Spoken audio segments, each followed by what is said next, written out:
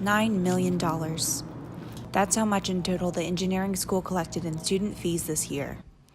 Students are now required to pay $3,000 a year to have engineering as their major, as opposed to the previous $1,000 fee. There is no record of how this money is being spent.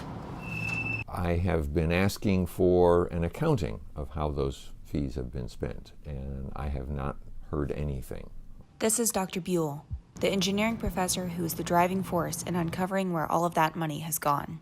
This is not just a small bit of change that adds into a huge pot of money. This is a huge chunk of money. Current Dean Haj Hariri was hired in 2016 stating that he would not increase student tuition.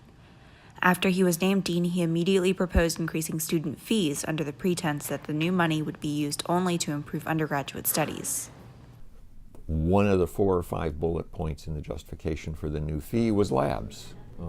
We have a crying need for a cybersecurity lab, and apparently we don't have the money for it. Dr. Buell previously served as interim dean for the college, so he knows exactly how much new labs cost. A new lab wouldn't even make a dent in the money the college collected from the fee. He sent multiple requests to the dean asking for an accounting of the money, all of which were ignored. Finally, Dr. Buell publicized the issues through a mass email. I hadn't really noticed much, didn't hear much until one day I opened up my email and had saw an email titled to the dean. I heard about it through an email from Dr. Buell to all students in the computer engineering department. I found out through an email from Dr. Buell. The email called out the dean on his ignorance towards Dr. Buell's requests for accounting for the money, saying that the dean's refusal to respond speaks volumes. He ended by saying, quote, "It is time to ask in a public forum how you are spending those funds. The students who are paying this increase deserve to know." After the email was sent, some parents began to question the dean.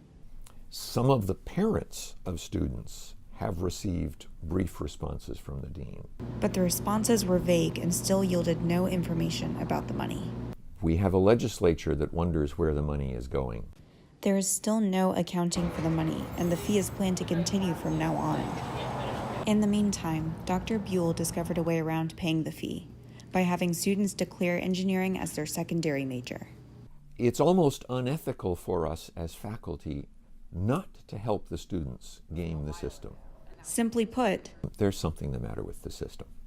for Carolina Insider, I'm Jessie Airy.